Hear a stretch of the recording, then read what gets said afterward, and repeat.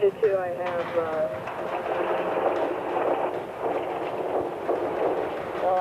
yeah.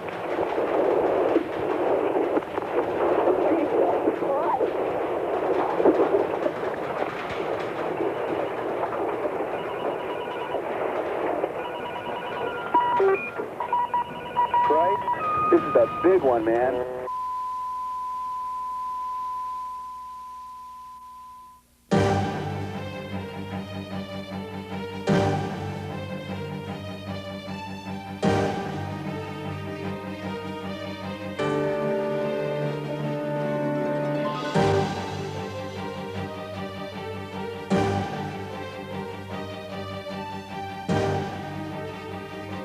It lasted a little more than 30 seconds. It will remain etched in our minds forever.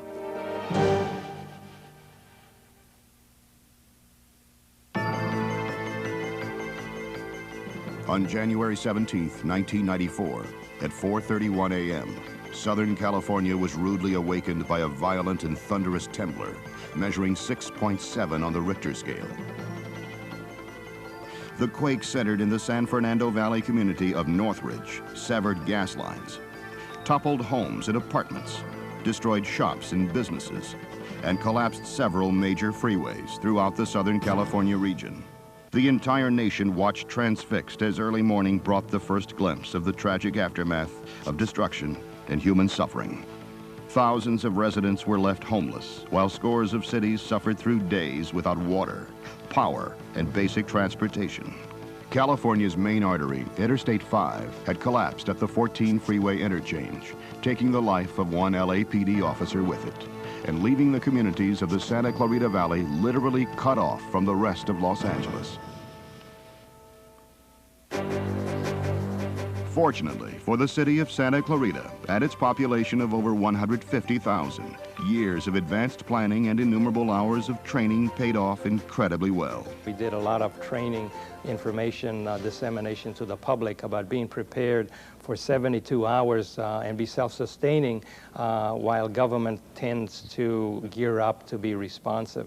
That was very helpful. I think the community was able to work with us, and it proved to be very successful.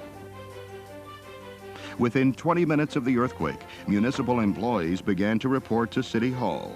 By 5:35 a.m., City Hall had been determined to be damaged but habitable, and the Emergency Operations Center, or EOC, was opened. The initial communications to the county were made by the Emergency Communications Services, an amateur radio group. Essential phone lines and cellular phones worked only sporadically. Portable generators were the only power available for the EOC lighting, the Centrex phone system, and the radio batteries. City staff and emergency personnel responded to their pre-assigned roles as identified in the emergency plan. It was the responsibility of many of these personnel to investigate the status of the city. I think the success of the plan was in the preparation, in the staff knowing what to do, and in the staff being flexible, being willing to do whatever was needed, and really caring about making a difference and finding the solutions to everyone's problems. It quickly became clear that most of the city was without power or water, and that there were many fires and gas leaks throughout the community. By daybreak, all critical facilities had been inspected and their conditions logged. There were no building collapses. Henry Mayo Newhall Memorial Hospital was operational, but without water, as were most of the homeowners and businesses of the valley bordering Interstate 5. Isolation became a reality as the number of destroyed bridges and roadways were accounted for. Interstate 5 and Highway 14, virtually the only north and south links to the Santa Clarita Valley, were closed. KBET became the official disaster radio station. KBET did a remarkable job. They became the psychological crux of the whole community. They became the central point of the community and provided that vital information that really did make a difference to everyone. We had to support our disaster operations as well as bringing in the resources that we needed for the population here, water and food and shelter. Many structures would eventually be red-tagged as uninhabitable by building inspectors. As January 17th progressed, hundreds of residents, frightened to enter their homes and cut off from travel, would begin to pour into public parks. Additionally, hundreds of elderly residents living in group facilities had to be transported to safe housing, along with their medicines, oxygen tanks, and special needs. So began the city's immediate activation of the Care and Shelter Annex of the disaster plan. By nightfall on January 17th, over 1,000 people were in the care of the American Red Cross and the city of Santa Clarita. The first delivery of bottled water from the outside would arrive the following day, January 18th. Before the emergency was over, approximately 1.7 million gallons would be distributed by the city. There were two principal aspects of that. From the distribution site at College of the Canyons, we would put it on flatbed trucks and go out to the various sites where it would be put in people's cars and unload it off of these large trucks with our hand crews, the inmate crews. Then the California Conservation Corps would then take the individual bottles or boxes and put them in the trunks of the cars of the people who drove by. It was a very efficient operation. As major aftershocks to the 6.7 quake occurred, engineers and building inspectors re-examined the City Hall structure. A decision was made to move the EOC out of the City Hall building and into the adjacent parking lot. The move had to occur with no disruption of services or coordination of the emergency operations. The EOC and city operations continue to function out of tents and trailers in the parking lot until February 1st, 1994, when city staff moved to a temporary City Hall to resume municipal operations. Eventually, it would be determined that City Hall had suffered major damage to the steel moment frame, with the repair costs in excess of $4.5 million. One thing that we did learn following the Northridge earthquake was that earthquakes really are survivable. With lots of planning and preparedness, which are simple steps that can be taken ahead of time, it truly does make a difference. Another thing that makes a difference is the building codes. Our building codes in Southern California are a lot stronger than other places so that we can survive earthquakes. By midnight on January 17th, only 19 hours from the initial enormous quake, power had been restored to all but 1,400 homes in the community.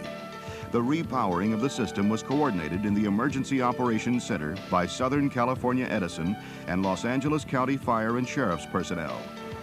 I think as a city, we are a lot better prepared to handle any kind of a disaster operation here, whether it be an earthquake or a fire or a flood or whatever it happens to be. Clearly, the years of planning and preparation for the disaster not only saved lives, but also vastly sped up the recovery process. The aftermath, we've removed 90,000 tons of debris from the streets. 97 or 99% of it has been recycled. I think the city's major accomplishment has been the fact that we found out how we could pull together and not pull apart. And I think the resilience of the community, the support, the feelings that existed between neighbors and neighborhoods. We became one community overnight.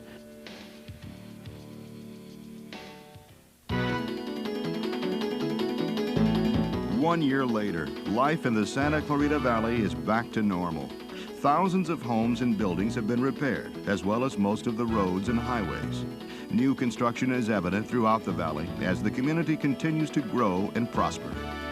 Area business leaders are excited about the increasingly healthy economy and substantial growth in many sectors, including manufacturing and retail.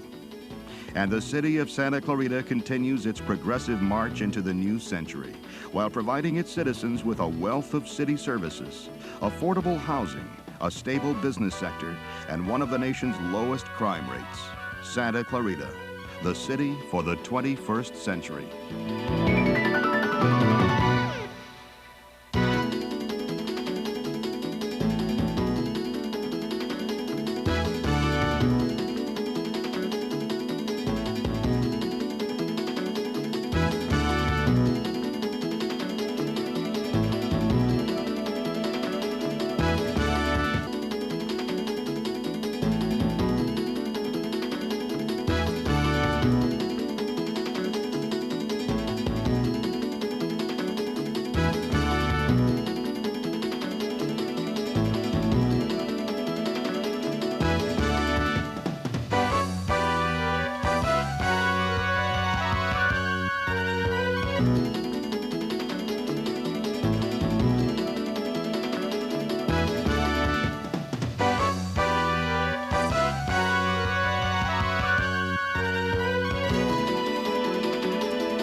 Earthquake.